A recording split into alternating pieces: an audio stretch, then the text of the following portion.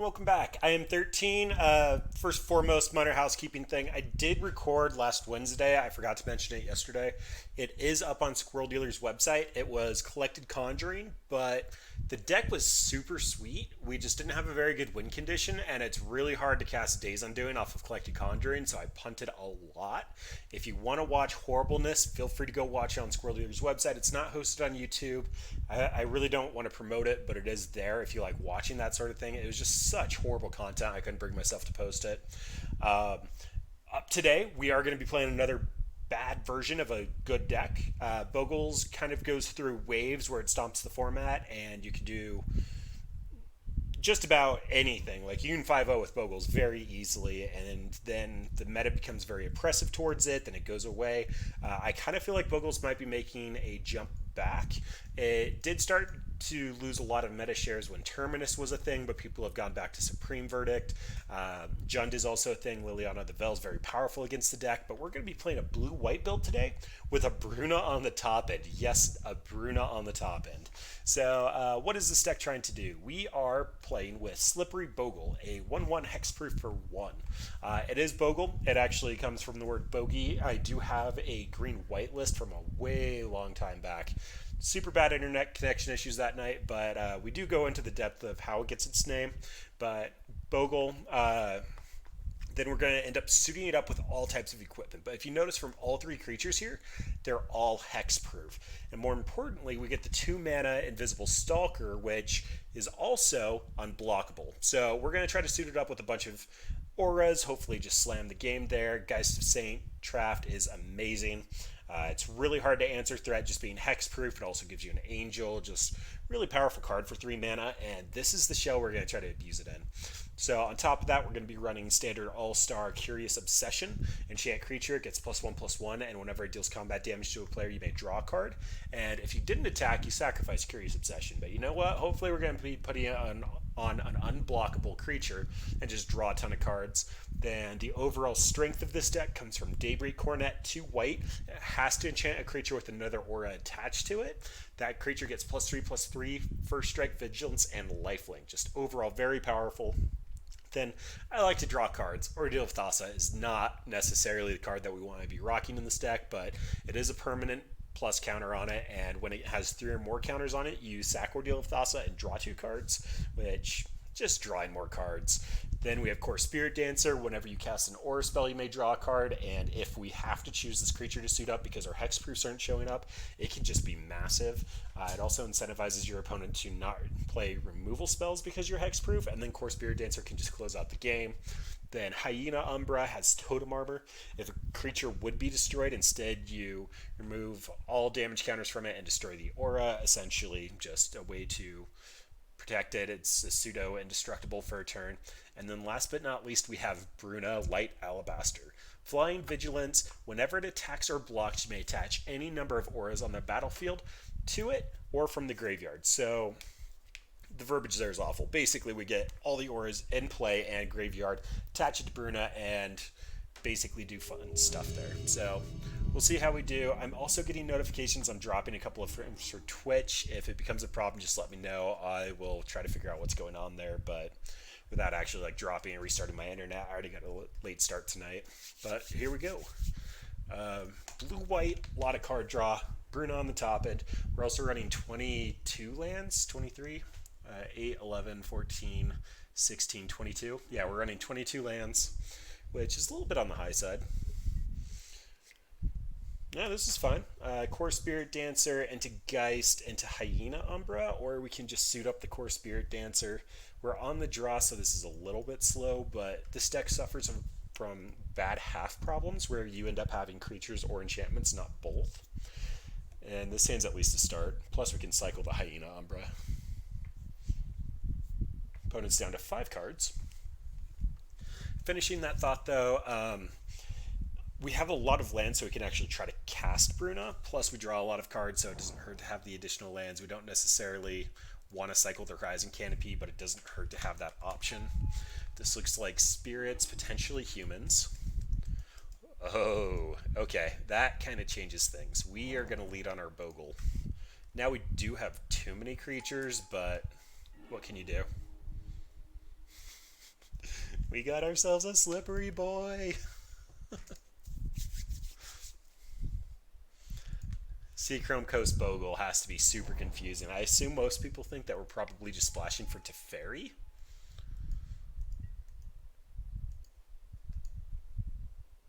Deputy of Detention can drop all of our enchantments with the same name. Alright, first things first, Curious Obsession so we can get our card draw going. It probably is correct to try to Spirit Dancer first, but I'm just going to try to get the clock on. Then we get to Hyena Umbra. Now we've got ourselves a 3/3 first strike. If the opponent has another Mausoleum Wanderer here, we still get through. No issues. In the meantime, though, yeah, I mean, doing the Bogle things. Yep, opponent did have another Mausoleum Wanderer. So, of note here, Deputy of Detention can actually snipe an aura off of it. So, that would make it so that this guy's tiny. I don't know, another 1 CMC enchantment would be the best so we can just Core Spirit Dancer, draw a card. Leaving back as a blocker, so I'm expecting a Rattle Chains.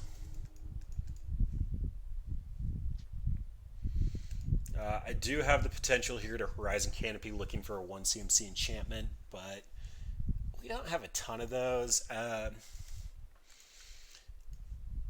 probably going to be on Geist. The play I'm considering is Horizon Canopy, hold up sacking, and trying to get a path, because for some reason they left this creature back. But I'm assuming I'm just going to Flooded Strand and attack, and then we can Geist, and I hope that gets us there. Also, if this makes combat damage, which it likely won't because of the Curious Obsession. Okay, well, we have a chance to draw into something else.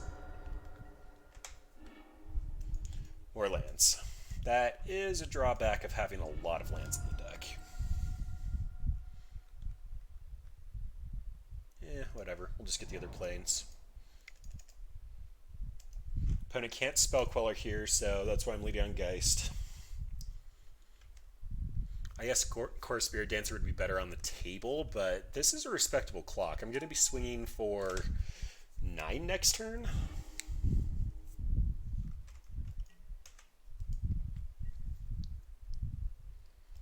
And if we hit another land, definitely cracking this canopy. I need to find something.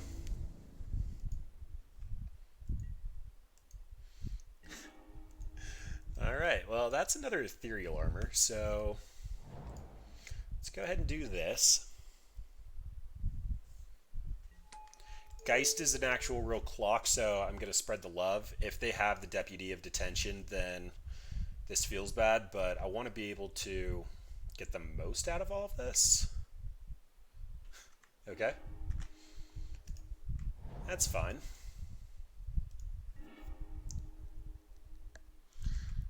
And there's an unblockable threat.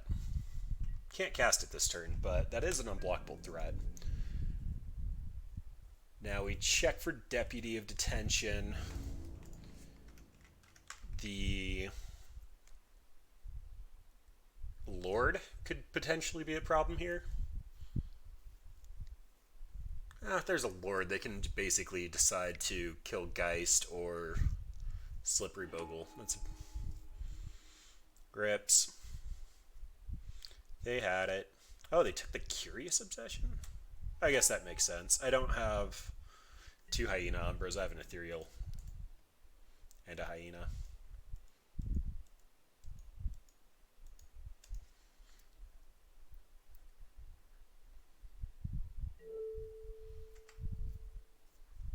Yeah, I have First Strike, so that's not going to work. Good try, though.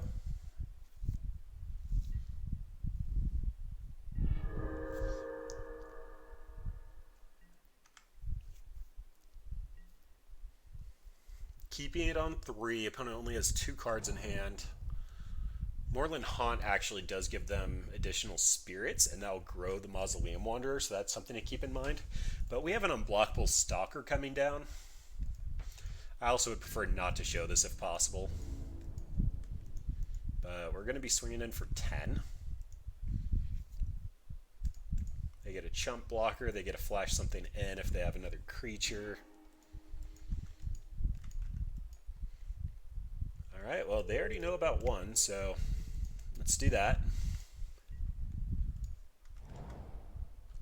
And I'm just going to crack this. If we can close the game here, I'd rather do it. Alright, well, I guess that's a reason to do Canopy first. But likely eating their entire board state here.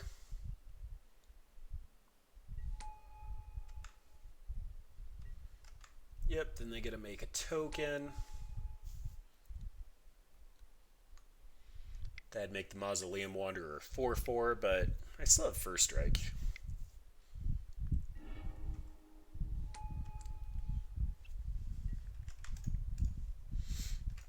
And you thought you were the tempo deck? This Curious Obsession actually did draw us out of a pretty tight spot.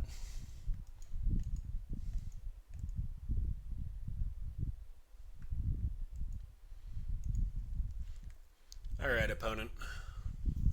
Are you in chump block mode with no cards in hand? Yeah, kind of what I thought. Alright, spirits. I like Path to Exile just because we can actually take full advantage of the Deputy of Detention, and also snagging a Lord can make combat math pretty good here. Single combat is our hilarious board clear. So I put this in here so that we can keep our one creature and completely clear the opponent's other side, as well as being insanely hard to name with Meddling Mage. We do have a couple of copies of Teferi. I don't really have any benefit out of the plus. The bounce would be what I'm concerned with here, and it feels slow for spirits. It would make it so that they can't do any flash shenanigans, though. So that might be worthwhile. They didn't show us green, so they're not the Cocoa build. If they were the Cocoa build, I'd probably bring Teferi in. As far as cuts, Bruna, likely the game isn't going to go long enough for Bruna. We could have actually cast her that last game, but that doesn't mean that's the correct call. Cartouche of Solidarity is in here as just like an additional way to get a creature, and we can try to spread the love around in case there's an edict effect, so that can get trimmed. And then, I don't know, Ordeal of Thassa means it has to stay on the table for a little while. Might just be a little bad here. Ordeal of Thassa shouldn't be in the deck. I just like this card.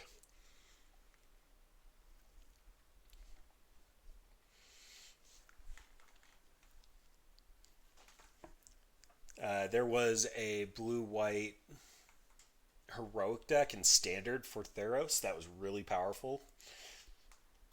Ordeal of Thassa did so much work in that deck. It basically meant that your opponent had to have removal or they lost. Although the blue tempo deck that was very recently in Standard may have just been stronger.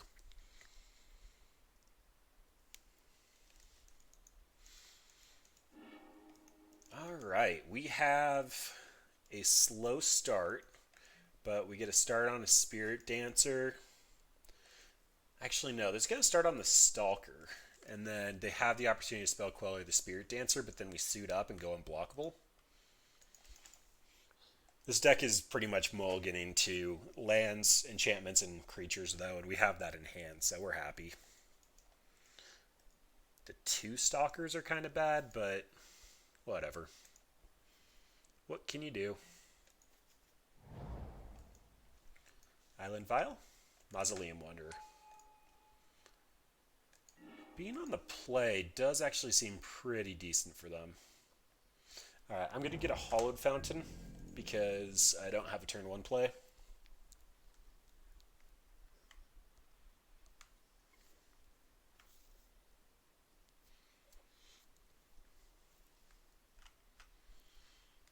So a Rattlechain's next turn into a Diregraph Captain is about the only way that we get screwed racing. Hopefully we draw into a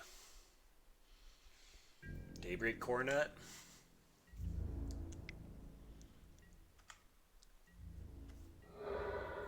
Did opponent keep a one-lander?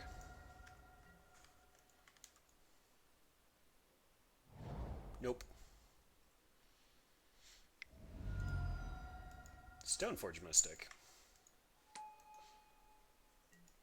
Okay. So probably looking down a Batterskull. I mean, my creatures grow to blocking Batterskull pretty quickly. Not having another Gladecover Scout or whatever the other 1 mana hexproof creature is slows us down a full turn. Being on the draw, that actually might be kind of deadly. Sword of Light and Shadow. Okay.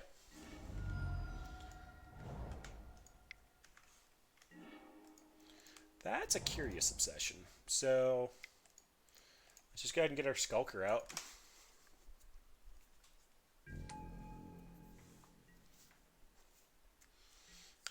Going unblockable seems pretty legit. I can't imagine they have a board clear. But I've been wrong before. Martyr Proc most recently. Giver. Okay, so they look a little bit more like taxes.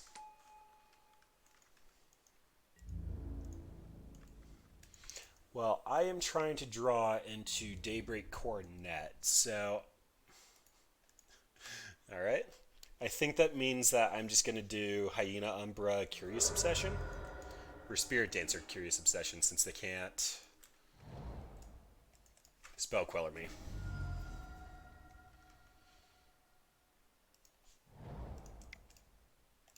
There's Spirit Dancer.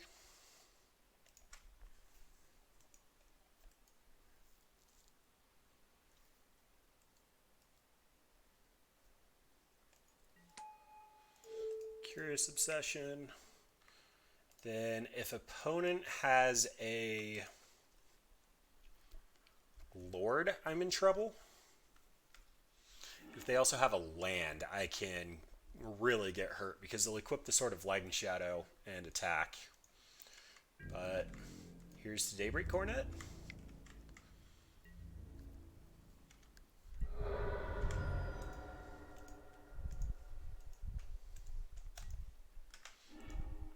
Geist. Sad Panda. Alright, well, next turn is Hyena Umbra, Ethereal Armor, Griffspoon, hopefully another 1 CMC. So, if I find another Ethereal Armor, I might get close to one-shotting opponent. Alright. Probably going for the Spirit Dancer here. I also know my hand, but odds are the Spirit Dancer draws more than 1 card a turn, and a Curious Obsession only gets 1. Alright. Opponent might have land path. No, they have a Sword of Light and Shadow, so they only have 1 unknown.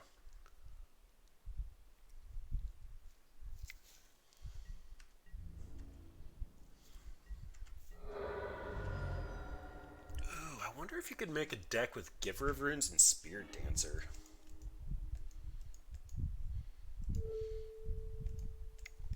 Alright.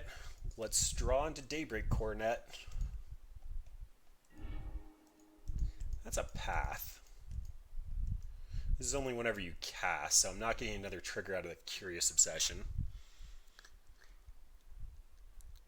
Opponent can also sack the Mausoleum Wanderer to counter unless I pay 2. That doesn't really feel that relevant, though. Let's just suit up. Opponent's only attacking for 3 at the moment.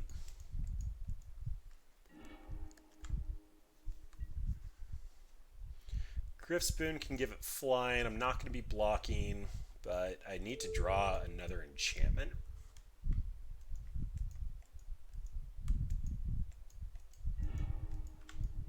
Another fast land. That's pretty brutal.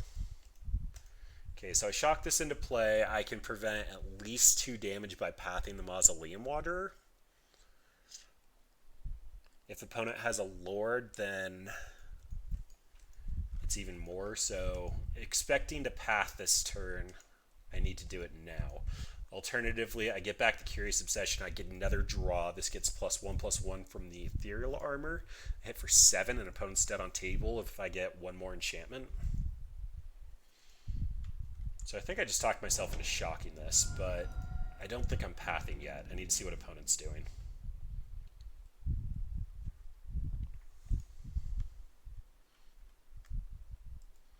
Giver also makes it so I can't block. That's just awkward across the board, but get them beats.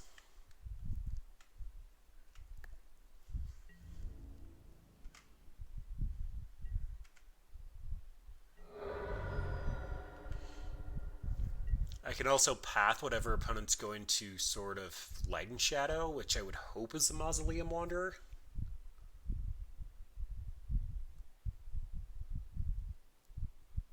I don't know. I know opponent has sort of light and shadow and a non-land at this point.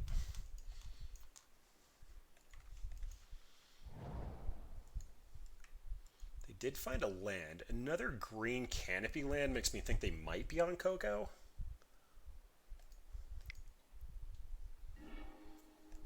Wow, they're just going straight for the draw.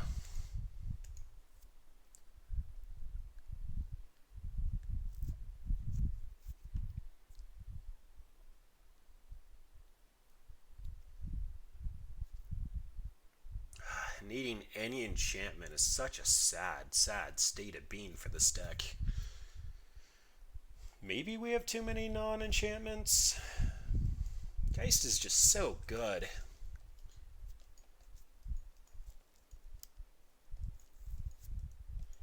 Oh, Giver makes path bad. I should have pathed during my turn. I was just trying to think about how to kill opponent, not necessarily what the table looked like.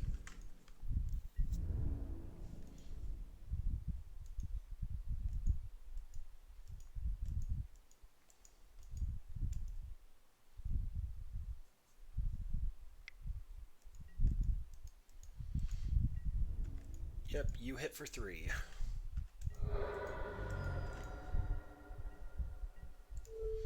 So I'm just going to get rid of Giver here. It was a mistake to shock this in and not path on my turn.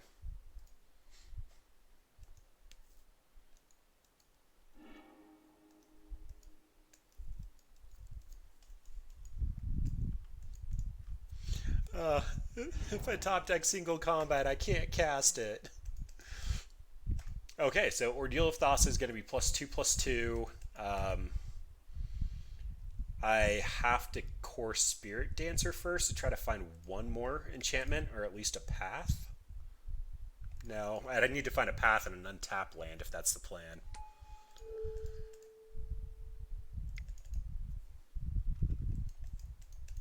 Maybe the Spirit Dancer is incorrect because drawing exactly a path is better there. Yeah, the Curious Obsession would have given me one more enchantment.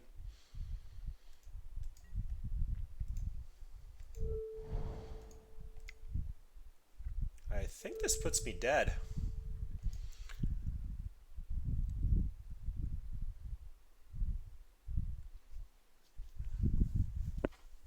So I would get to see the Daybreak Coronet, but I couldn't do anything about it.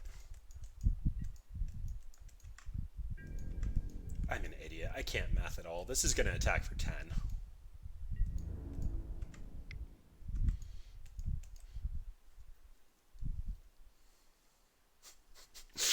The Invisible Stalker putting in work. All right, well, that was a pretty quick 2-0. I even missequenced there horribly twice at the end, but Stalker just went the distance. The opponents that can't interact with the Bogle die to the Bogle very quickly. And the opponents that interact with the Bogle make it so that you die very, very quickly. You have to hit that critical mass, and the fact that opponent couldn't remove either Core Spirit Dancer did mean that we just drew a ton of cards. May have been a play mistake from opponent there to leave me with the Core Spirit Dancer, but I could see an argument for both of them. So I don't have a hexproof creature, but this hand looks fairly stacked, so I'm going to hang on to it. This also allows me to keep up Path on one and gauge how bad my matchup is. This is possibly a turn 3 Spirit Dancer. Okay, it looks like Hardened Skells. Actually, this looks more like Stock Affinity.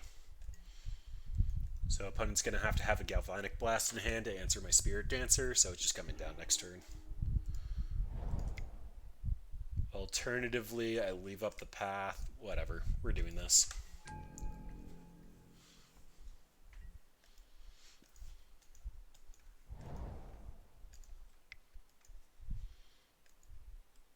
Show me something nice.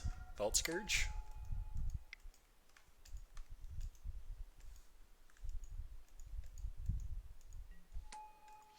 Ghost Fire Blade. That's impressive. This didn't perform very well when it got spoiled. Everybody tried it. It just didn't do very well. And if that's a path, I feel bad. This could very well just be white affinity with Stoneforge Mystic.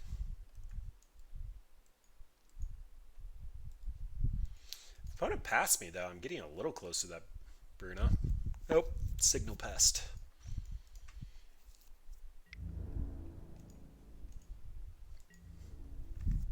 Alright, opponent has 3 cards in hand, and honestly not that impressive of a start.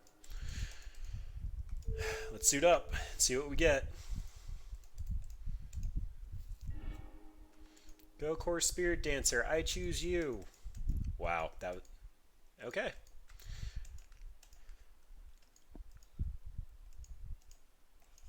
I can path to guaranteed draw a card, but I want to path whenever they go to attack with Signal Pest, so let's just attack first, see if they want to jump block with Vault Scourge. Nope, free draw. I'll take free draw. And another Bogle. Alright, well, just in case there's an Edict effect, you never know with black. A lot of times Affinity splashes black in the sideboard for Thoughtseize. This did grow out of reach of Galvanic Blast, so... Here's a Ravager. So that's going to get nasty pretty quickly.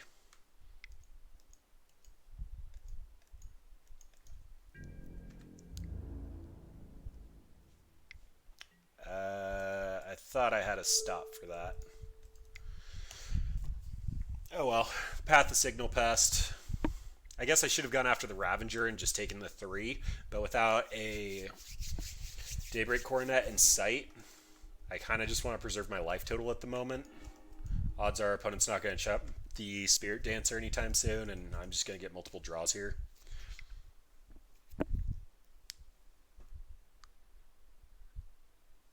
Yep, we're in combat. Let's gotta wait. Opponent wanted to move the Ghostfire Blade over. Yeah, I really should have pathed the Ravager. My head's not on straight. This is going to be a really long week for me.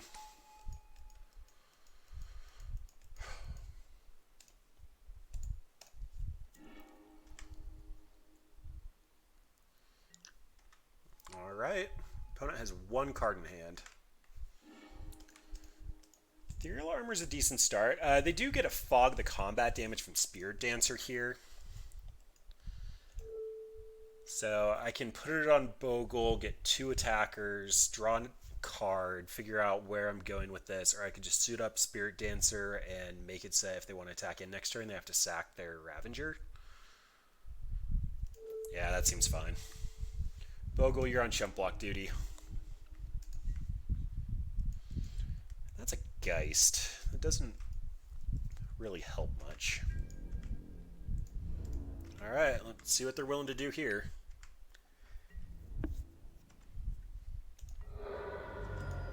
Interesting, they're just letting it through. I think they're trying to kill me this turn, so 3, 4, 5, 6, 7, 8 or equip, but that would be hit for 9. So they have to top deck something. I can shock this in, run out Geist, and then have lethal on the table for the backswing. Not stoked about showing the Geist there, but... oh no, they're going to gain a ton of life with the Vault Scourge. Do give my opponent their opening, though. This is their turn to kill me.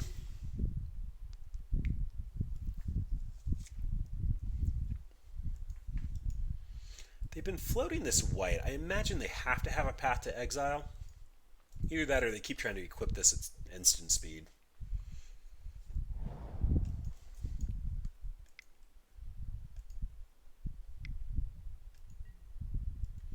That's a cranial plating. That's how I die. I still can't die this turn, I don't think. So they equip 7, 8, 9, 10.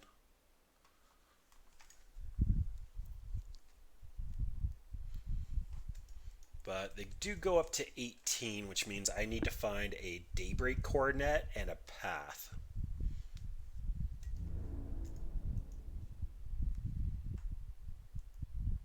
I'm so confused. They didn't leave up the white. They didn't equip the Ghostfire Blade. They have nothing in hand. They do get to activate Ink Moth and block with it, but... Okay, well, as much as I want to cast Bruna, we have to look for an answer here. Oh boy. So now they let Core Spirit Dancer go unblocked. I draw into a path, I think, is my only line.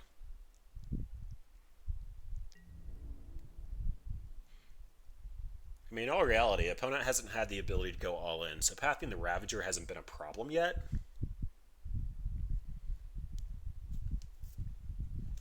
But that doesn't mean it wasn't a play mistake.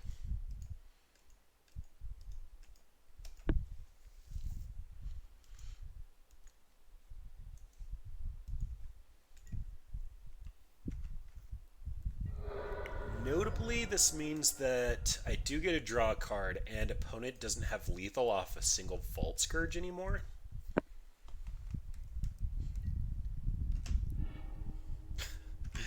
Ugh. Abysmal. Alright, well, I don't really want to show the Ordeal of Thassa, but I have to draw a path, and this is my only line to do it.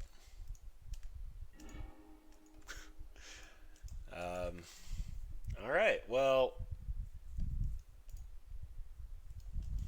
Yeah, whatever.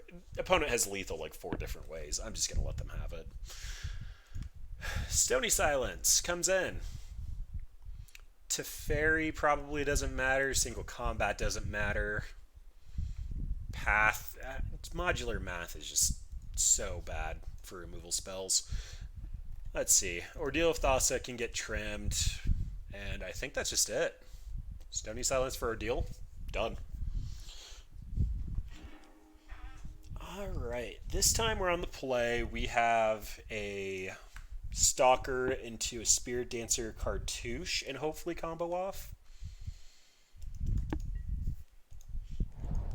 Alright, I'm on board. So I'm never actually sure what to do when I have 2 fast lands in hand. Typically you want to run these out first in case you draw the 3rd one. You just have untapped lands until the end of time, but being able to get a tapped fetch land here felt like a life consideration I was willing to make.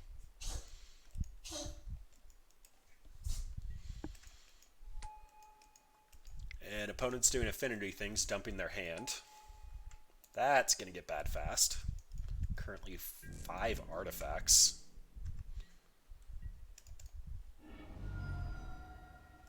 Hallowed Found tapped.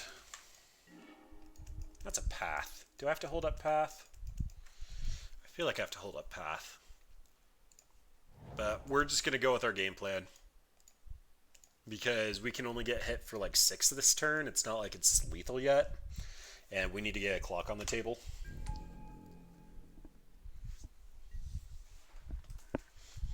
Plus, opponent doesn't have a flyer yet, so if I cartouche next turn, that means I get a chump block with my token. Bomat Courier. Alright, I'm on board. I love this card. Ooh, am I supposed to make this trade? I make this trade, then I run out the Core Spirit Dancer, put the cartouche on it. Opponent only has 1 card in hand. I'm going to refill. I think this is correct. It's half my life total.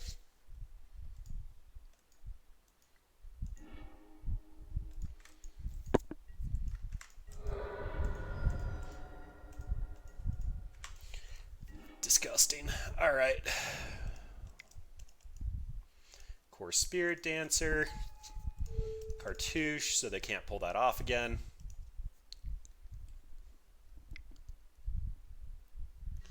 They have the blast. Now I'm in trouble. Now I'm not. Still taking a pretty big hit there, and then opponent gets to sack the Bomat Courier. And that's an Ink Moth. That can pretty much kill me next turn.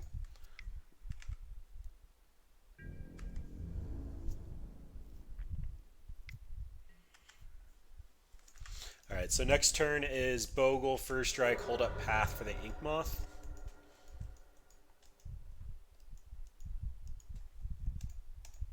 Struggle Bus. I am definitely driving it. Wow, they just cash out now? I suppose that's fair. Most of their deck is cheap and they have open mana. That's another welding jar. That means Bogle can die, so I have to put out the totem armor just so he'll survive. Ooh, that's a Daybreak Coronet. That is 100% a Daybreak Coronet. Alright, Bogle comes down. Hyena Umbra. Then I have a Path, and I get a block. My Umbra will fall off. We'll trade out the Welding Jar, and then I can slam a Griff Spoon and a Daybreak Coronet and just go to town.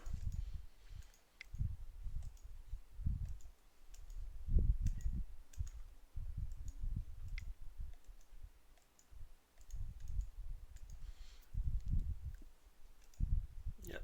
Move the Cranial Plating over. Makes sense. Gonna wait for them to go to combat. If they Spell Pierce me, GG's, they get it. It wasn't very uncommon in the old versions of the deck, but that doesn't mean that it was a common thing to happen. Now that my Hyena Umbra is still around, I get to actually Griff Spoon. Then I have a continuous blocker for the Inkmoth Nexus.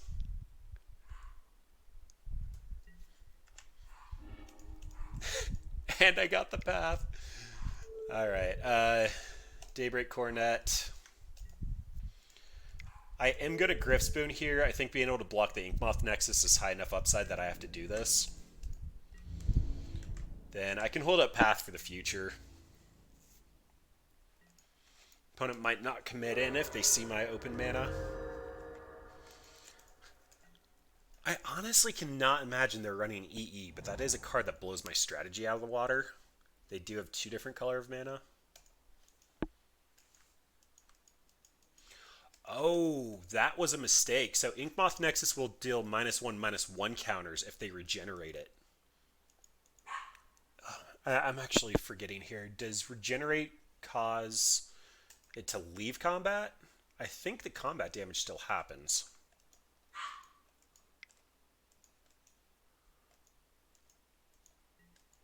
Yep, move that over. They can activate this for lethal, which means I think they actually kill my Bogle here because I got greedy. Please exit combat. I don't think you do, but please.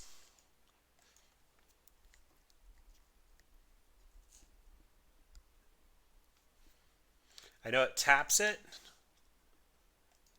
and removes all damage counters. But I hope it makes it exit combat. I guess we'll find out. Yep. Hey, it makes it leave combat! That is something I really should have known.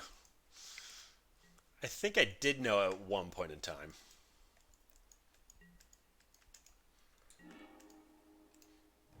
Alright, Canopy Land, looking for a better equipment.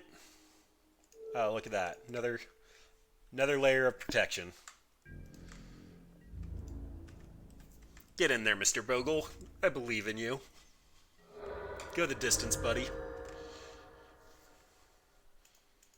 Currently showing lethal on the table. Depending on how opponent taps, I could possibly path and blow them out.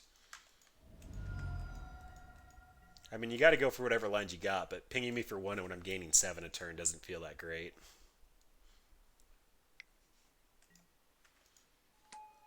Yep, that's a Signal Pest. It doesn't actually have flying, though. It has pseudo flying on attacking.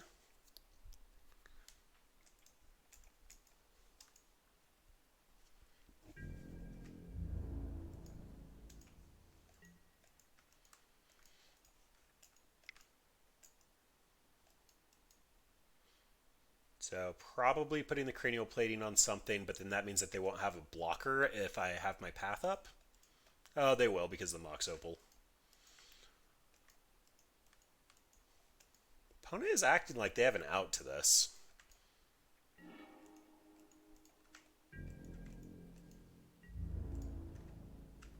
Tap Blink Moth. Tap the Blink Moth.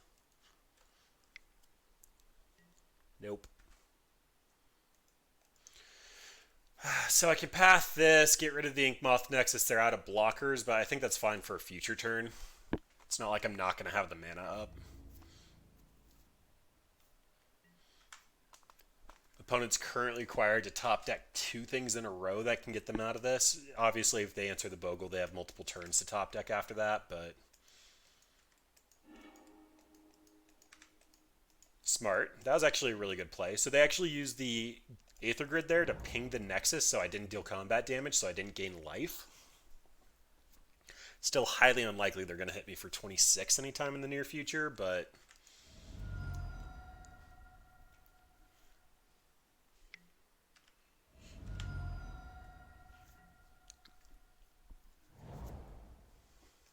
Alright, well, that should be game then. They're not going to be able to block because of my path.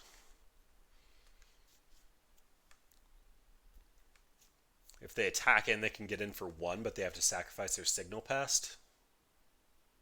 Sorry, 2, Battle Cry. Battle Cry is a thing.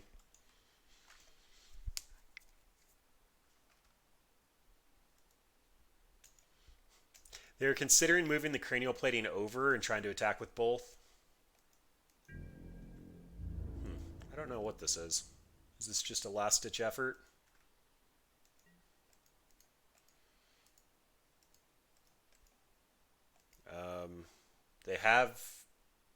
They don't have double black available. Alright, well, we'll block Ink Moth. The Aether Grid, shoot it down. We won't gain the life. We'll take 10. They can ping us for 2 more. That's half our life total, but honestly, if they want to go for that route, then I have path open, and they're completely out of resources. Okay. Game 2. Respectable effort from opponent. They did also bring in the Aether Grid out of the side because we're white, expecting the Stony Silence. But that's not a great line. I guess it can kill an early Spirit Dancer. This is the double Stony Silence hand. So this turn 2 Stony Silence, turn 3 Core Spirit Dancer, draw a card with the Curious Obsession. Although I'd have to sack it at instep. This hand actually isn't great. This is when having a Dryad Arbor as a backup plan is pretty successful. I think I have to keep this though just because of the double Stony Silence. It's going to keep opponent off their game pretty hard. Especially if that's their land. Vault Scourge. Alright, well that's a start. Not making a turn 1 play, so we get that.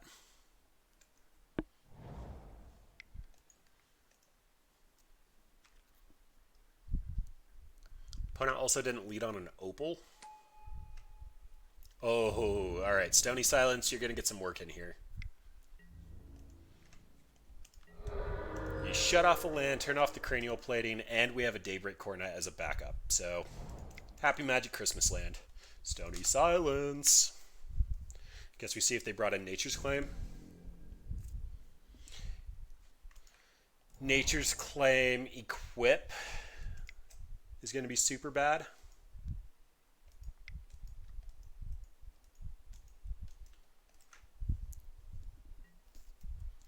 Scrap Heap. Not a bad card, just can't be activated. It is a 3-2 though. Like, we are going to have to find an answer to that fairly soon. Oh, Spirit Mantle, Pro Creatures. So I'm going to go get a Hollowed Fountain tapped at instep. This is just going to be a Core Spirit Dancer. I can Curious Obsession. I don't see much merit in it, though, because that just means the Curious Obsession is going to fall off. I guess it cantrips me, but I'm not going to follow it up with another play this turn, so I think we're just going to let it be for the moment.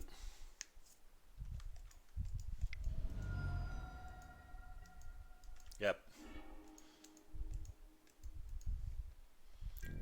And them's the beats.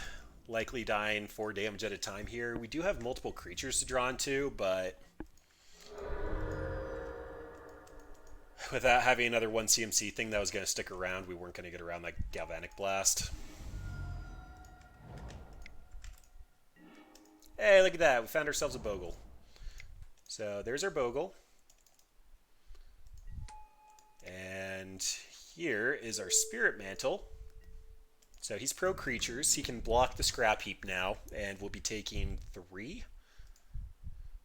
1, 2, 3 with the Battle Cry.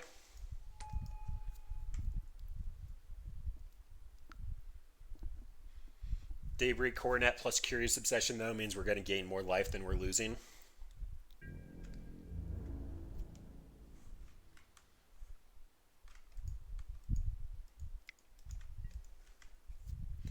And then we should start winning this race.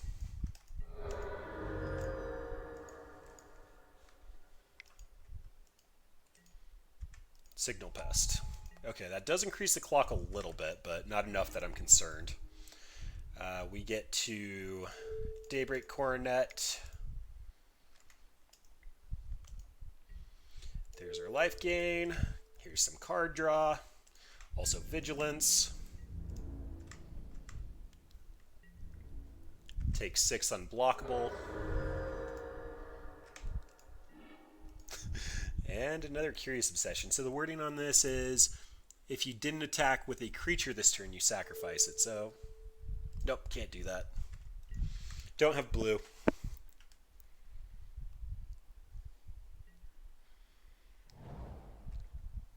If opponent finds an Aether Grid, ooh, that could actually be a problem there. So we're going to be taking 3 with the Signal Pest attacks. They kept the Ornithopter back. Not exactly sure why. They can't block with it.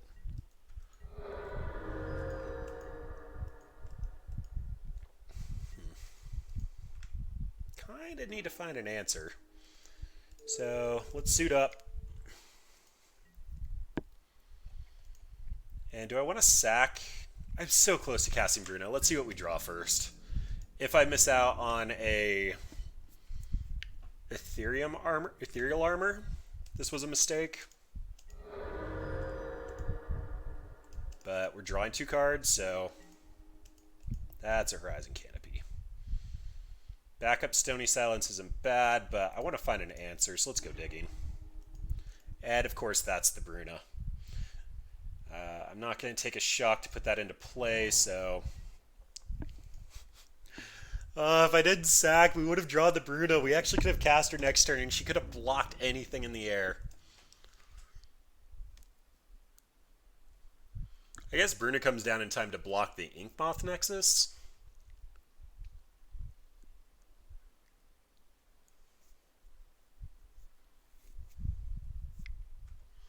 Not activating Inkmoth. I'm trying to get a read of what that means opponents got, but I don't think there's a correct answer there. And Lock of War is also biting us in the butt. We're drawing so many cards.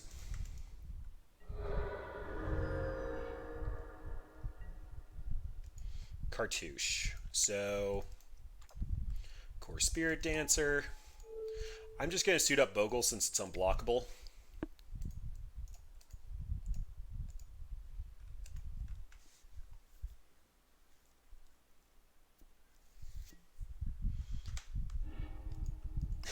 And another fast land. Oh, so painful.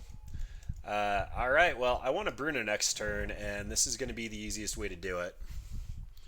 I suppose I could have actually just played the basic and ran out the Stony Silence in case opponent did top deck a removal spell for Stony Silence. That way they couldn't just suit up Cranial Plating and kill me.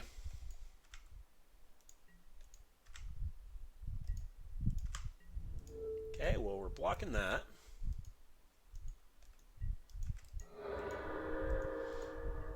We go to 6 poison counters.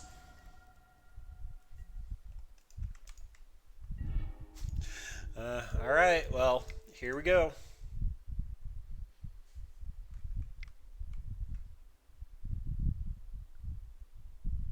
This is Blast. You should have done it pre-combat. Oh, I didn't cast Bruna! Oh well, whatever. Yep, that's lethal. Bruno could have blocked, but whatever. We had to go for it. Like, we had the win on the table. I saw the I saw the coronet. I was like, we could win this now, but that meant that Bruna did get cast. On the plus side, though, we are seeing that that can work. I am feeling like I overcompensated to try to cast Bruna. 22 lands is far too many here. Even though some of them are the Horizon Canopies, they're off color and they also cost life. And I'm feeling incentivized not to crack them if I want to cast Bruna. I mean, she's in there as a fun of, so we have to do what we can, but this is another one of these hands that is like, it could be so godly, but we're leaning on the back of the Spirit Dancer so hard. We're on the play. I suppose we'll see if Path and Spirit Dancer can go the distance. They're two if conditions, but this can win a game if they're dependent on a single creature, and this can win the game if they can't interact with a creature. So that only covers about 20% of our matchups, but I'll roll those dice. We're here to have fun, and that is how you have fun. Okay, so they might have Path. That is actually a good draw here. So we get a Skulker first. The next turn we can Spirit Dancer, hopefully one CMC. If not, we can just Spirit Dancer, hold up Path.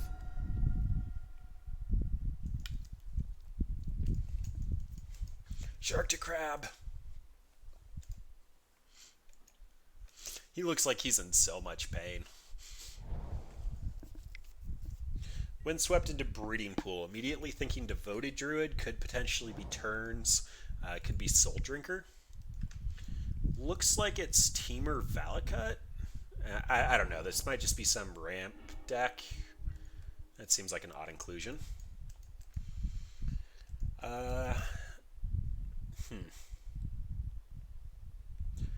I'm really feeling like this is Soul Herder, except for the fact that that would be a Coiling Oracle. I don't know what opponent's up to. I'm just going to try to put a little bit of a clock on and start getting my card draw ready. And in case I need to Path next turn, I'll just run out the Canopy. I can always shock the Hollowed Fountain in the following turn if I need to. Ordeal of Thassa potentially drawing me 2 cards in 2 turns. Not quite Curious Obsession, but we're trying. Astrolabe. So looking like a non-snow Wurza list. I don't know. That's weird. That's really weird. They got 2 non-basics and might be Jeskai Ascendancy at this point. He's going to actually go get Ren in 6. I wanted to play with that idea. I would have expected a Birds of Paradise by now. If it's Ascendancy, you're not playing Farseek. I'm guessing this is either a homebrew or something that recently spiked a tournament, and I just am not familiar with it. Nahiri, so this might be a Monomacrol list. In which case, I'm just suiting up Daybreak Coronet and going to town. Nahiri does actually get to exile an enchantment.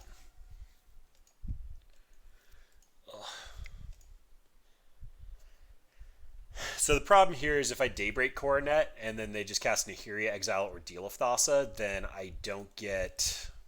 then the Daybreak Coronet falls off. So I actually think I need to slow roll this.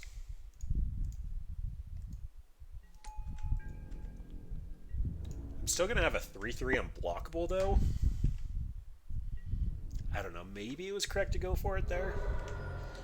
And it's likely I'm cracking the Horizon Canopy here. As much as I want Brunhilde, this is exile, not destroy.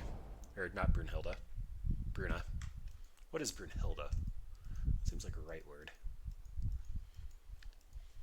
Yeah, whatever.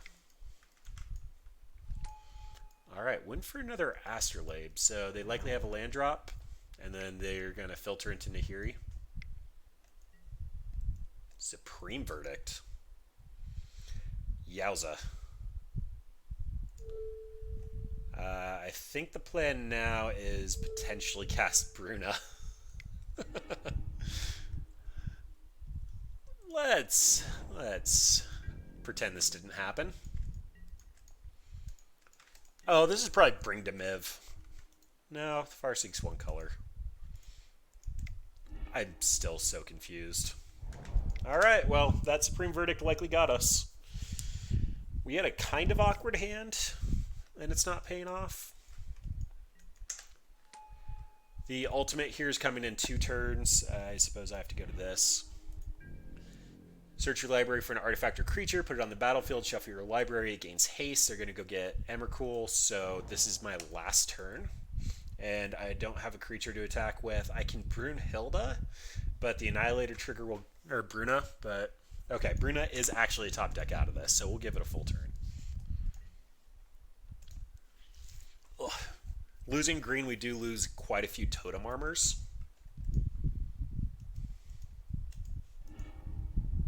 Nahiri out of the side, though. I don't know. I might make them show me Emrakul.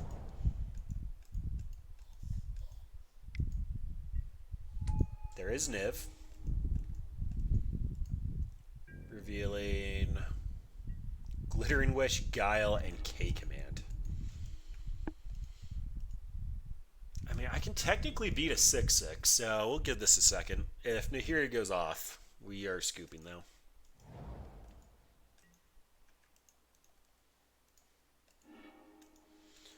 Discard a land. Niv attacks.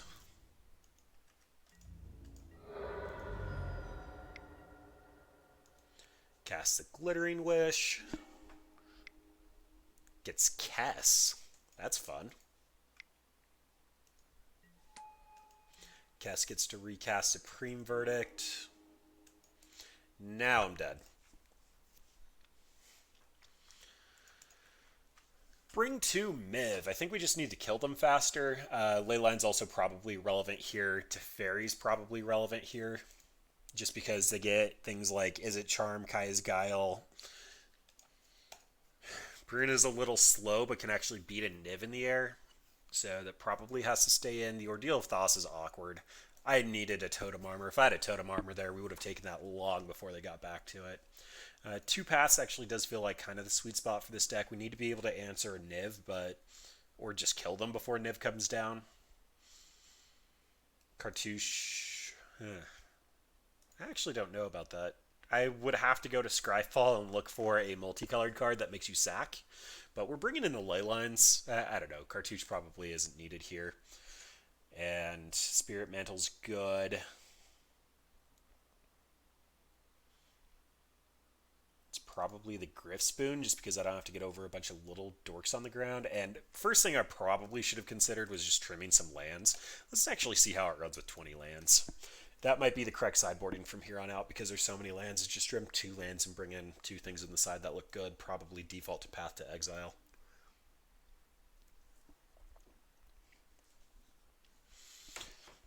Bring to Miv. Yeah, that Supreme Verdict was brutal.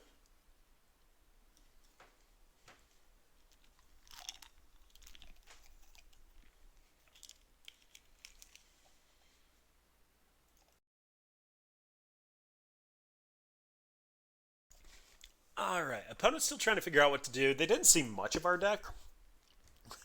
They can probably assume we are some variant of Bogles, just because they saw the Invisible Stalker. But, yeah, that was... Stalker and Spirit Dancing were done. Leyline does protect us versus Kaya's Guile, and that is target player sacks a creature. I actually might want this. The Totem Armor still seems good. Pro Creatures feels less relevant. We're only going to have to get in through a Niv, and odds are we're going to be bigger than a 6/6 if he hits the table.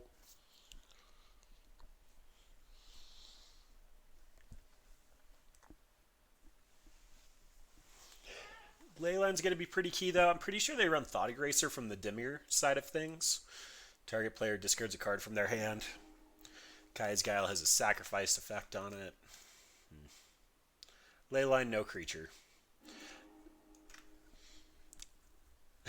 Bogle, Obsession, Bogle, Coronet. That is a curve that we're pretty happy with, although I think that means that the other Bogle has to go away. Actually, no, this is 2 CMC, and most of our creatures' read can't be blocked anyway, so let's do that so we have Edict Protection on 2.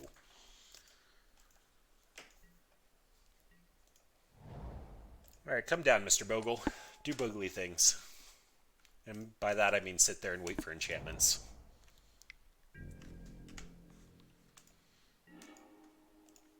Alright, well, Leyline's slightly going to be awkward here if we top deck it, but in the meantime we get to attack in with a 2/2 hexproof through Edict Protection that draws us cards.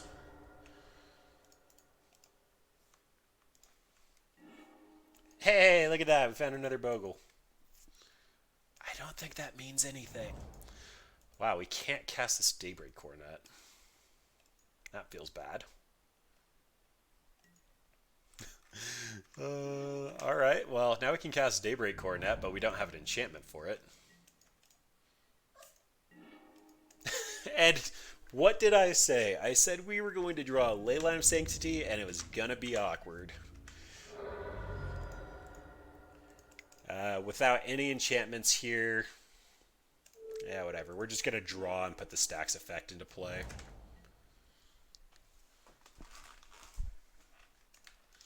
Leyline of Sanctity is an enchantment for Ethereal Armor. Alright, they get our Daybreak Coronet.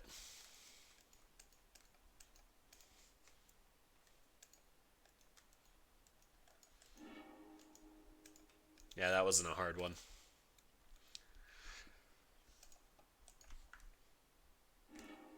So, of the million or so things I want to draw, enchantments are definitely at the top of it. That's an enchantment. Do I want to sack the Canopy before combat?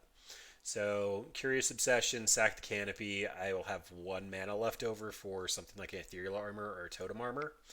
That feels like it's worth doing. Sad pandas.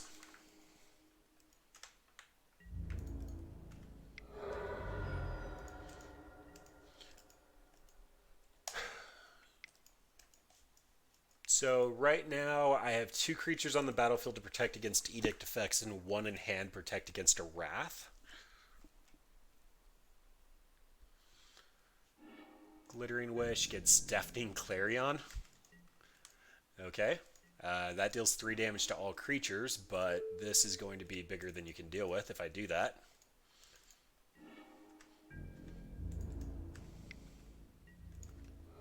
Needed another Verdict in the side. Yeah, I guess I'll just cast that next turn if it comes to it. But this should put opponent dead.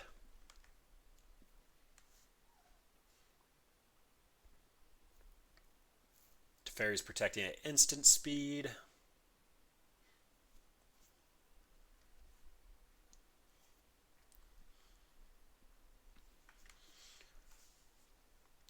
And they're done. So it does kind of help that we drew sideboard cards. I don't think I want to change anything. We didn't see any additional lands there, but we still ended up cracking the Horizon Canopy looking for something. Just out of curiosity, how many lands did I run in my last Bogles list? I know that was meta dependent, but Bogles. 4, 8, 11, 15, 16, 17, 18, 19, 20, and 1 was a Dryad Arbor. So 21 might be a little bit of a sweeter spot. I was also running 4 Horizon Canopies, and I'm only running... Oh, I am running the 4 here. I almost didn't run that many, but it feels like it is a necessity for the deck.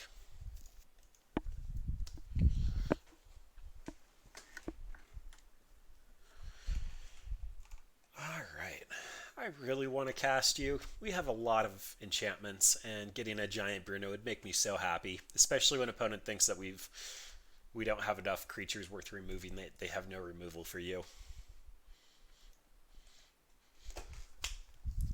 It is greedy, but one of my coworkers has a pretty sweet Bruna deck. It's basically just Bruna with a couple of mill effects for himself, and whenever he casts Bruna, it just suits up to be Voltron.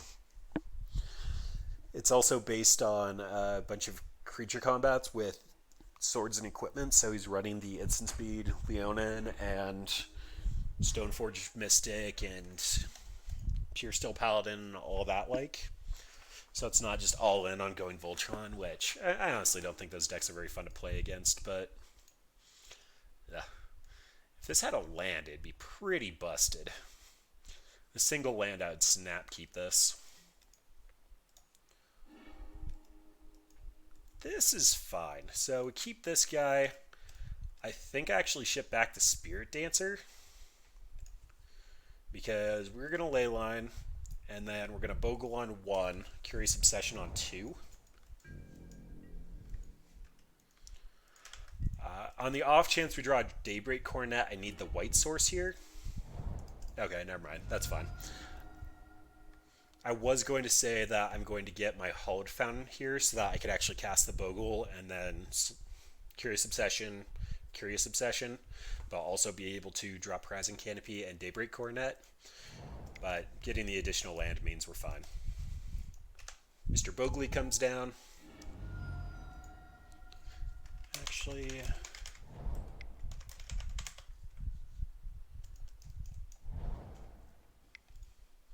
each opponent sacks a creature. That can go quite poorly for me. Opponent's going to get their lands on.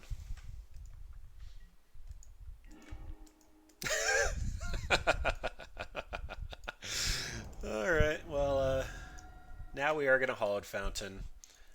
Whenever this to a player, I'm really tempted to kill this Wrenn and 6, but I think I'm just going to try to put up a fast clock and kill opponent. The Wrenn and 6 can't ping anything, and rebuying a land is just going to continuously deal fetch damage to them. If they have the Kaya's Guile, this is over. I mean, I suppose I could technically draw something here, but it's going to be so hard to rebuild if they have it.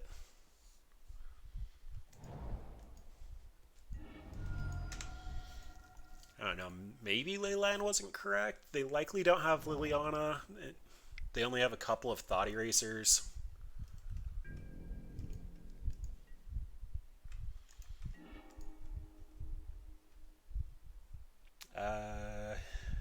Yeah, so if opponent has Blessed Alliance, they get blown out here, but I don't think that's very probable. Let's just go ahead and hit opponent and see what I draw into. I really want to cast this Bogle to protect myself from the Edict effect. I know they have it. They showed it to me game 1. Then Path doesn't really do a whole lot. The Hyena Umbra I can cast now for the Totem Armor. So if they have Supreme Verdict here, I'm still covered. And if they do have Supreme Verdict, the Hyena Umbra will just fall off, and I'll path the Bogle to get my land ramp on for this Bruna. Otherwise, there's still a full turn off of Nev, and I'm swinging for 4 unblockable. Not really unblockable, but probably 5. They won't have a creature here. They might have the Verdict, but they won't have a creature. They shouldn't be running Kess mainboard because Niv only grabs things that are explicitly 2 colors.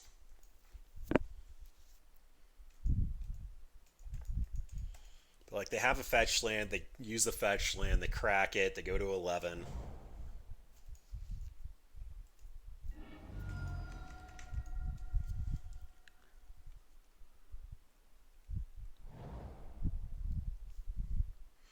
Actually getting out those basics now.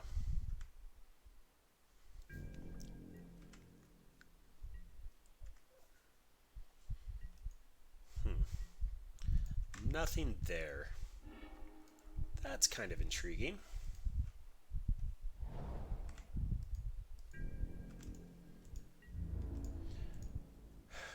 I don't know what they could have, and I don't think this additional 1 damage is going to increase the clock at all, so I'm just going to leave it back.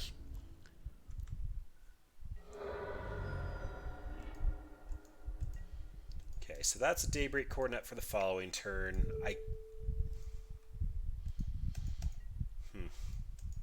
I maybe should have put this over here. It's not impossible they have a Settle the Wreckage. But I also really want to path my Bogle at instep. So I can actually cast this Bruna. I know that's me being greedy, but like, you have to enjoy what you're doing, and me casting Bruna was the goal of the night.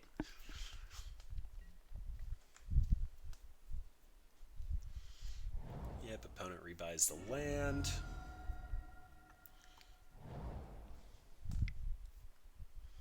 They do get a cast Niv here, which means I have to path it, Daybreak Coronet, and kill them. Bring to Light lets them tutor for anything with converted mana cost less than equal to. Oh boy! All right, so Fracturing Gust. That's something different. Now I do get a Bruna. Oh, we're gonna do it, and it makes sense to do it.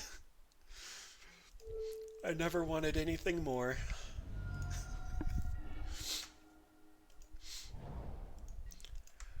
Oh boy, we get to do it. I'm so happy. White, blue, Bruna.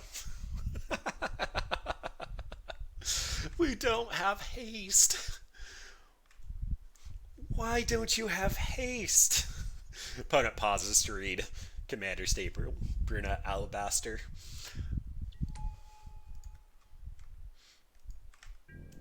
And then I'm actually going to hit Renin 6 here so that they can't get Fracturing Gust on Retrace. Opponent did gain a ton of life here.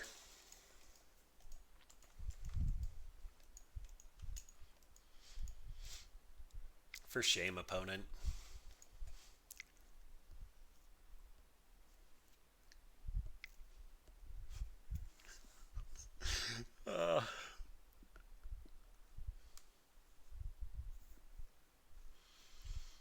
Interesting selection of colors. That actually does look like a Kess.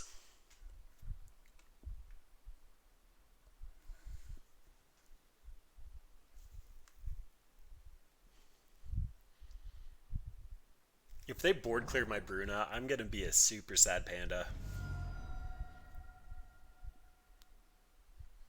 I also haven't done the math. Is opponent dead here if I attack? So it's going to be a 5-5, 6-6, 7-7, 8-8, 9-9.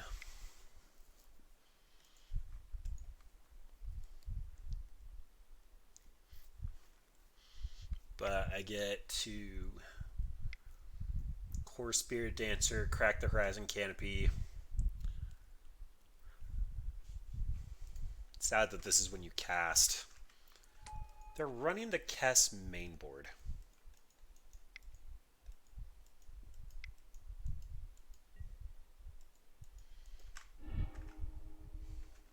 Sadness Incarnate.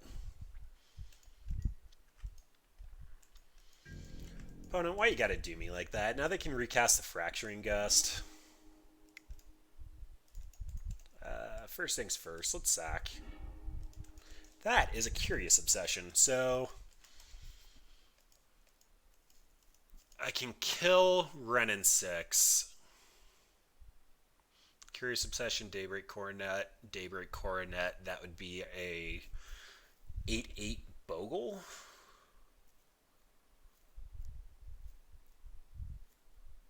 But then they just chump block with Kess and then get Retrace on the Fracturing Gust, and I'm completely out of this game. So let's do it this way.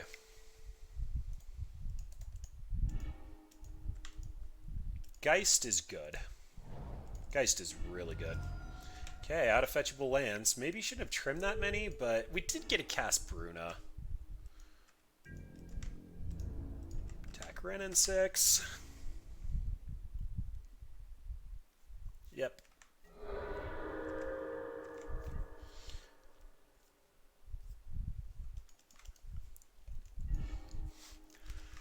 Alright, they get to recast this Fracturing Gust. They have a full hand of cards, and I still feel like I'm not in a horrible position here. If I find any non-creature spell... Oh, they're going to Niv first?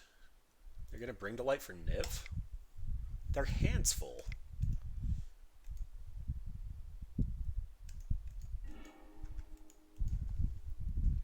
I mean, I guess this doesn't have to be Niv.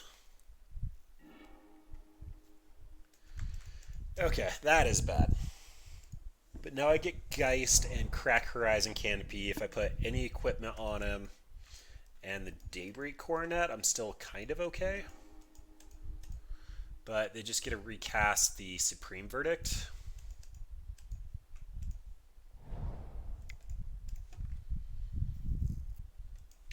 I think I can't win now. Because they just recast Supreme Verdict over and over again.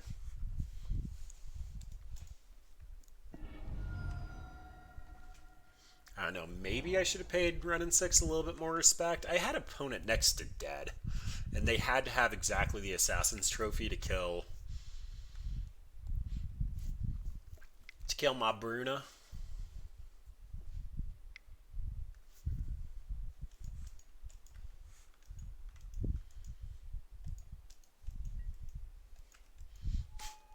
Niv from hand.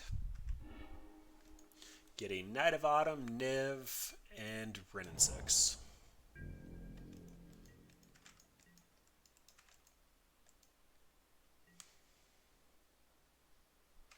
Alright, any enchantment is going to be okay here.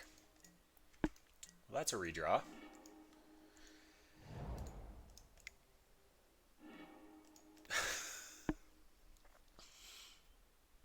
So, line to victory here is going to be whatever. I'm just giving it to opponent. Line to victory was probably achievable with some number of, I guess, a Core Spirit Dancer off the top the following turn, followed by back-to-back-to-back enchantments. Could have one-shot opponent out of nowhere, but the ability to recast that Fracturing Guster was just too much. Yeah, this is fine. We get to Bogle on 1, and then we can either... we're probably going to Core Spirit Dancer on 2, and then Daybreak with Ethereal on 3 when we know what's up. If this is burn, they won't be able to answer the Bogle, so probably just going to shock in the Fountain on 1. Opponent goes to 6.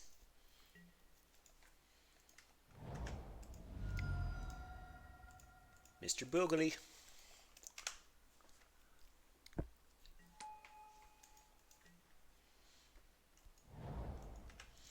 Looking like Storm / the new rendition of Phoenix. So, Echoing Truth is a consideration.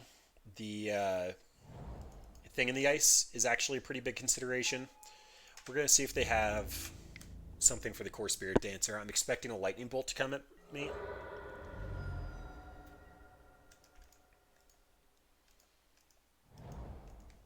But, gotta go for it. Electromancer looks like Stock Storm. So the life gain here is probably going to put them out of reach of winning. And that actually likely means that I'm investing in the Core Spirit Dancer. Echoing Truth is technically a thing. I can't do that. I need triple white here, which means I'm getting the Hollowed Fountain. Ethereal Armor. Always yes, always yield. Daybreak.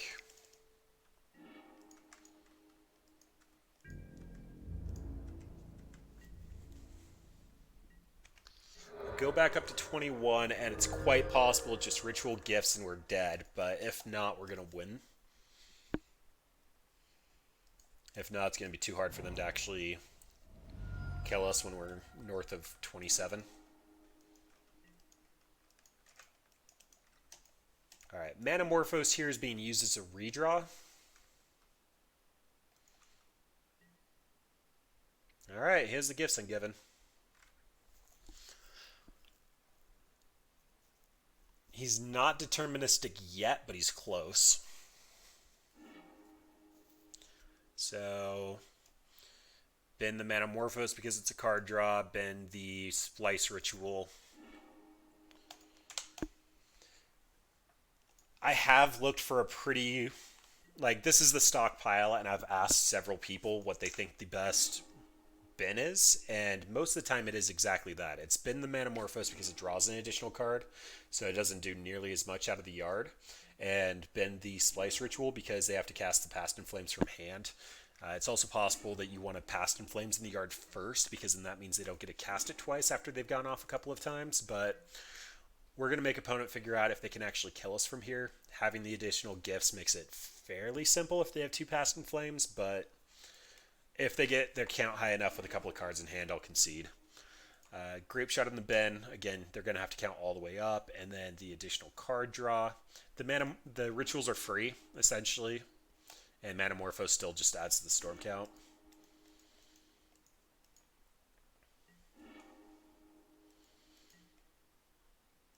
Yep, they're going to come up just a little short unless they have a couple of good cards in hand. So, looking like it. One more spell.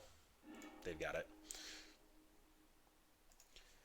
All right, well, they had what they needed to go off. So we bring in the Rips, we bring in the Ley Lines. This is essentially two cards that they have to bounce. The Path to Exiles are less than good. Spirit Link is an additional 1 mana CMC spell that gets us out of the range of Grape Shot.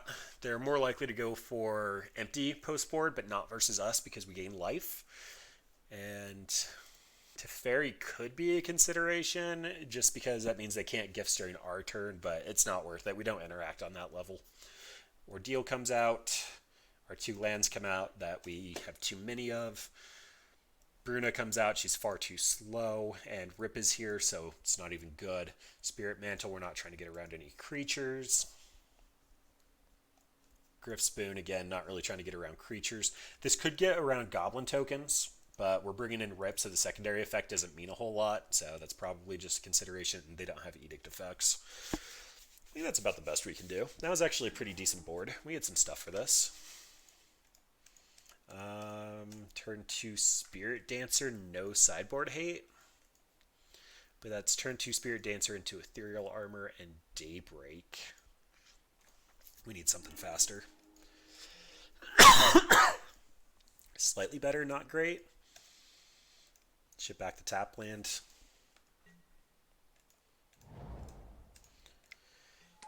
No enchantments, no reusable card draw, but that's what the top of our deck is for. We also have removal for their first creature.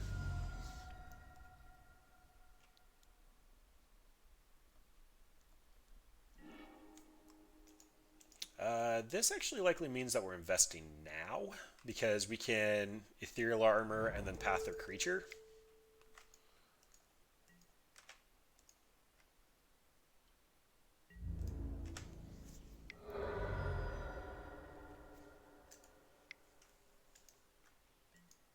Wow, looking for a land.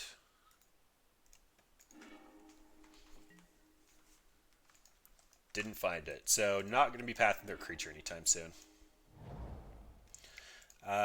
The Spirit Dancer is better when we have an equipment to put out there in case they do actually have removal for it. So just going to put the Stalker out. It's likely what I'm suiting up if I attack. And not pathing, so they're good. They get to do them. I found the land, though. Spirit Dancer. I'm going to go on the unblockable one in case they get to a point they want to chump block. And yeah, I'm going to shock this into play. I think our life total isn't going to be the determining factor this game, so if they try to drop a mana dork and then use a ritual, I'm going to be pathing them. Because odds are we have them dead.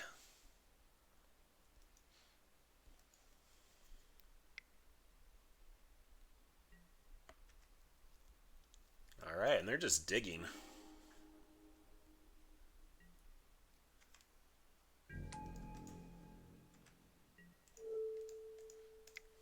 So I technically need any aura here. That's not any aura.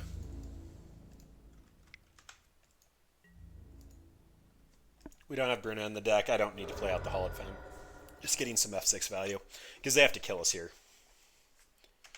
It's just that simple. They have to kill us. And it's not impossible. But that means they need to have one of their basics or just a handful of rituals and just the Nutter Butters.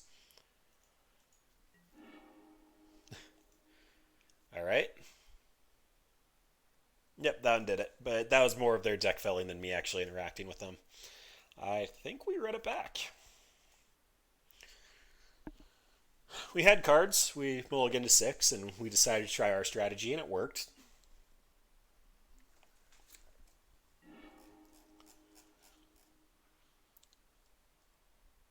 And we ended the game turn 4 there. They only got turn 4 because we were 1 point shy. Ooh, we are on the draw, and this hand is fantastic, assuming we find an additional land. We did take a couple out of the deck, but we have a path. Although we're going to be tapping out, we won't be able to hold up path for their creature. All right, well, I'm going to keep this speculating the fact that we just give opponent this match if we don't find a land. I mean, even a Bogle off the top is pretty solid here. That's not a Bogle.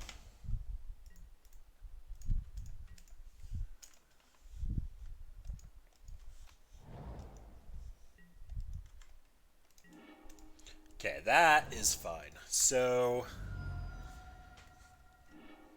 I think opponent's holding up Remand, but I kind of can't judge. Need the double white in case I top deck a Daybreak Coronet, which means we're on Stalker. Then, oh, no Remand. Next turn's hopefully going to be a land into a Spirit Dance or Ethereal Armor, or potentially just double Ethereal Armor, hit for 5 unblockable. Alright, Pieces of the Puzzle comes in when you're expecting your graveyard to go away. Opponent puts Electromancer, Electromancer Brawl in their yard, so they got the Manamorphose, the Past in Flames. Yep, we're just suiting up.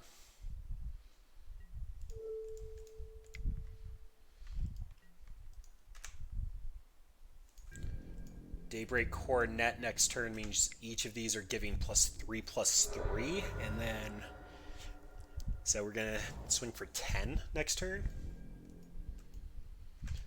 I think this means we have a Gifts in our future, but gotta go for it.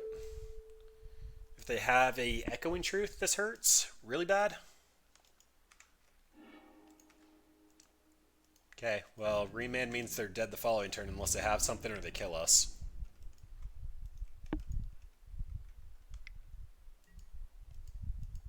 Yep. So, not quite dead next turn unless we top deck a white source. Oh, and even then we're 1 point shy. That's sadness, Panda.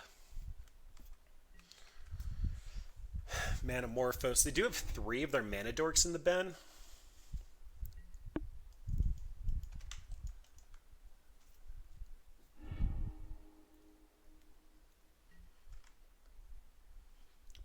But they're trying.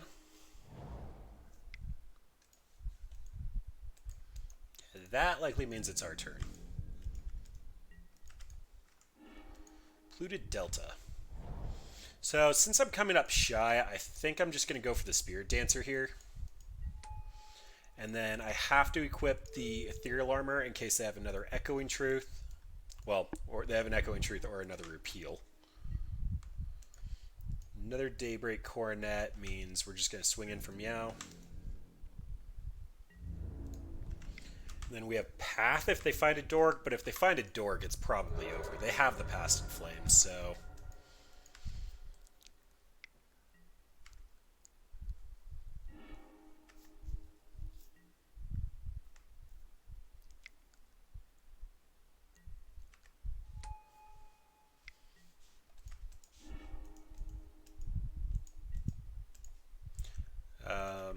I'm going to let them get started a little bit, make it look like I don't have the path up.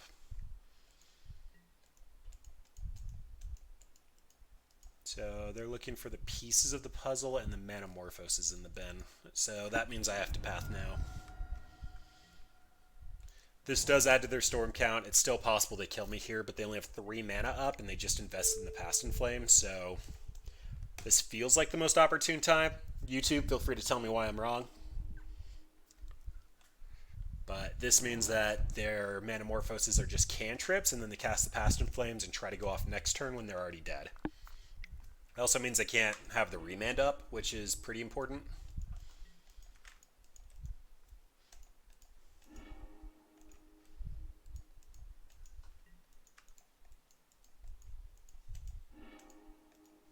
Like, they don't have that far to go. They only need 5 more spells with 4 mana. But they need to have their Grape Shot.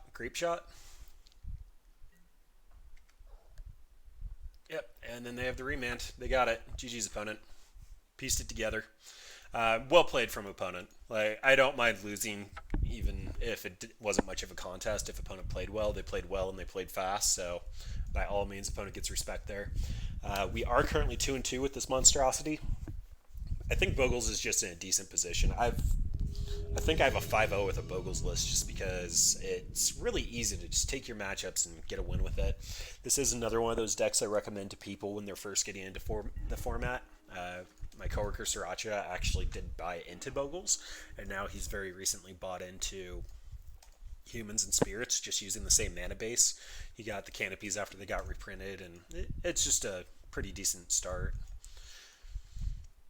I'm going to grab Hollowed Fountain off my Polluted Delta here because I can get a basic Plains with this forest, with this Flooded Strand. The Hollowed Fountain will let me Bogle and then Griffspoon and Ethereal Armor next turn, which means I'll be swinging in the air for 3-4 on turn 2.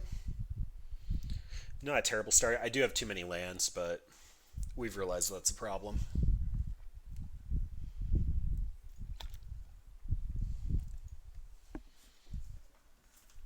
Opponent is currently at 6 cards. And keeps their 6.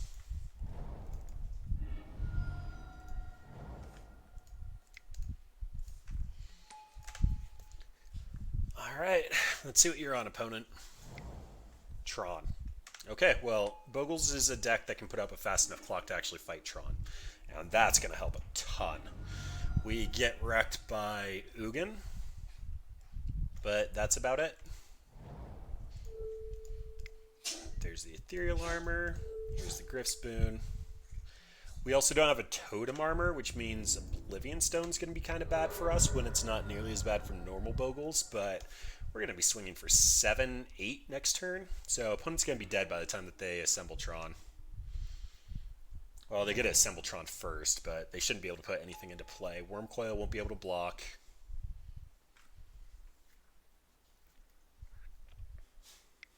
I guess Karn can remove our Griffspoon or Ethereal Armor. Alright, well, that's not bad, but I want to kill opponent. I'm not going to give them time to actually construct. So they need O-Stone and can't crack it. Alright, well, that's a start. I get to kill it. If they have another bomb, that's a problem.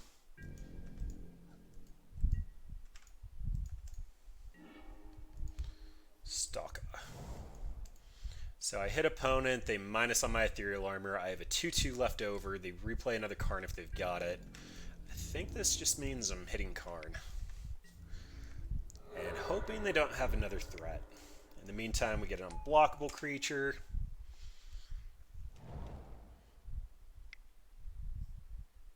Don't be Ugin. That's an Ugin. Alright, so I can still technically rebuild. Ugh, this is so bad.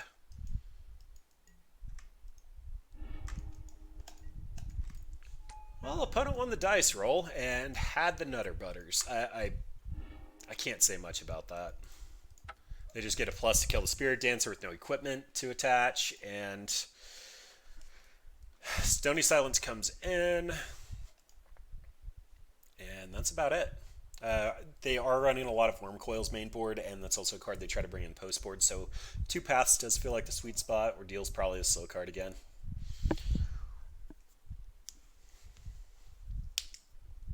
And just perfectly into Tron, perfectly into Karn, perfectly into Ugin. I think that was even natural Tron. They didn't even go for it. They just mulled to 6 and had it.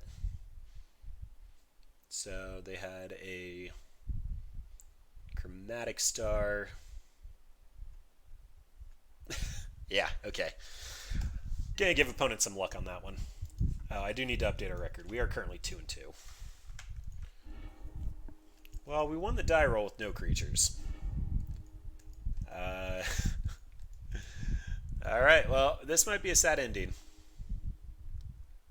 This is looking like it's going to be the best it's going to get.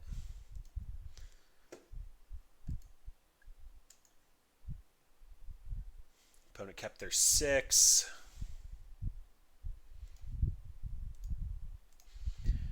Keeping the fast lands, and this is going to be kind of slow, but if opponent doesn't have the Nutter Butters, we can still steal this. Going to be attacking for 5 unblockable. 2, 3, 4. 4 unblockable.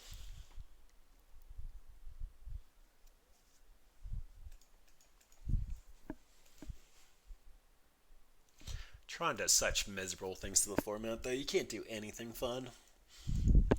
We even had like our best start, but it was too slow on turn 3.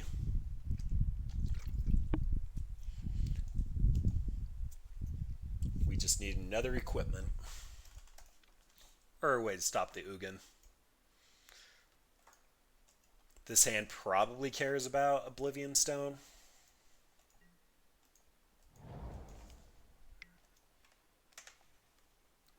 Alright, the Trons are coming. Really don't want to see Path at this exact moment, but if that's their only bomb is the Worm Coil, that's fine. They have turn 3 Tron again. Investing in my enchantments pre-combat because they deal damage. Not going to run out the Hallowed Fountain yet in case I draw my untap land or potentially something that doesn't require a shock.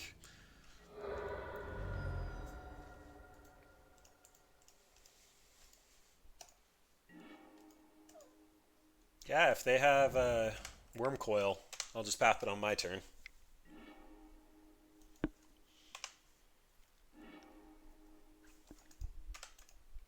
But opponents got their Tron on. Okay. This can still be a Worm Coil, but right now this reeks of Ugin or no threat. Guess Ulamog's technically in that list. Sylvan Scrying. And a Thought Knot. I guess it's better to technically have the Path to Exile ready. Alright, well, sometimes you get it. I'm doing this now in case I find a damage enchantment, which I don't.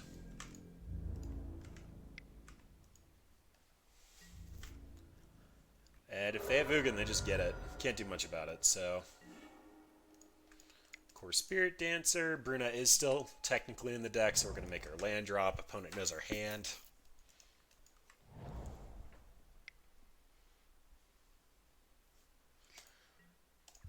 And turn 4 Ugin 2 games in a row. Can't do much about that. Tron doing Tron things. So aside from Tron being a miserable stain on the format,